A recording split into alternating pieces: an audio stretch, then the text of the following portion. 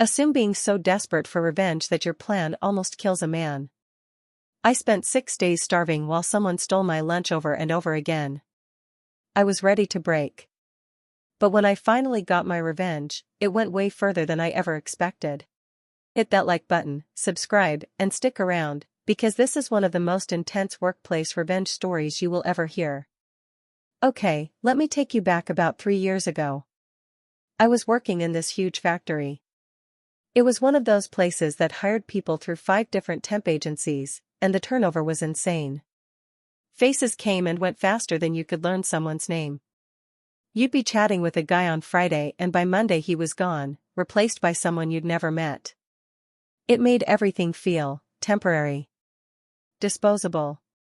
And in that chaos, there was no sense of community. No loyalty. No respect. Which is probably why someone thought they could get away with stealing my lunch for 6 days straight. Listen, these weren't normal shifts. We're talking 12 hours on your feet, moving heavy product, in a place that smelled like burned metal and industrial oil. After hour 6, your stomach started to eat itself. Lunch was the only bright spot of the day. It kept you going, gave you something to look forward to. So on day 1, when I opened that sad gray break room fridge and found my lunchbox was empty, it felt like a gut punch. I remember my hands trembling, that slow burn of anger crawling up my throat. Who would do that? But then it happened again. And again. 6 days. 6 12-hour shifts. No lunch. The humiliation was almost worse than the hunger. Every time I opened the fridge, it was like the world was laughing in my face. Like I was nothing. Powerless. Invisible. That powerlessness, it does something to you. It makes you scheme. Your mind goes to dark places. I remember sitting on the production line, running that stupid hydraulic press, thinking about all the ways I could make whoever was stealing my lunch pay. Should I put a note in there?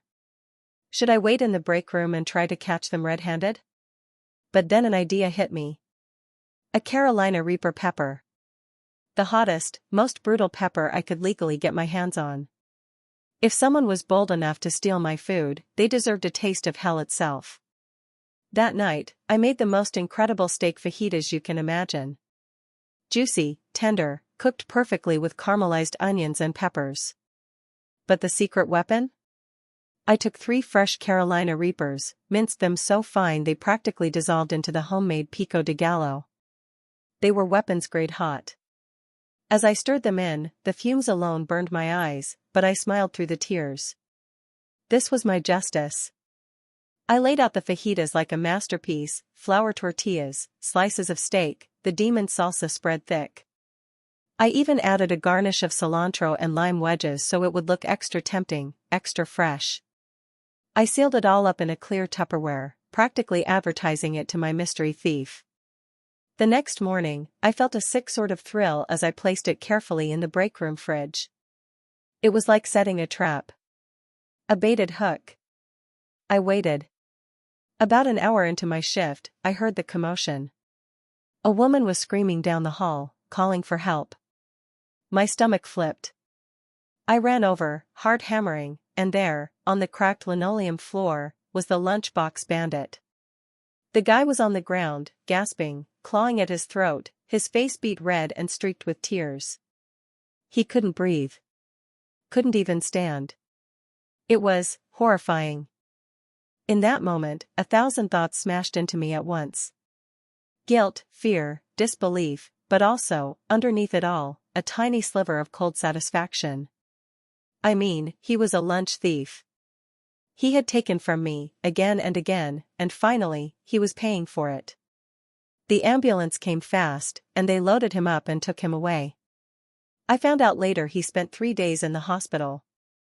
Apparently, those peppers inflamed his throat so badly it nearly closed up entirely. If someone hadn't called for help, he might have died on the lunchroom floor. You might think I felt bad. And okay, I did. Sort of. But you have to understand, every bite he stole from me felt like he was stealing my dignity, my energy, my hope for getting through another brutal shift. Nobody stood up for me. Nobody protected me. So I had to protect myself. After that day, the lunchbox bandit never touched another meal that didn't belong to him. He never even looked in the fridge again. And me? I never told a soul what I had done, until now.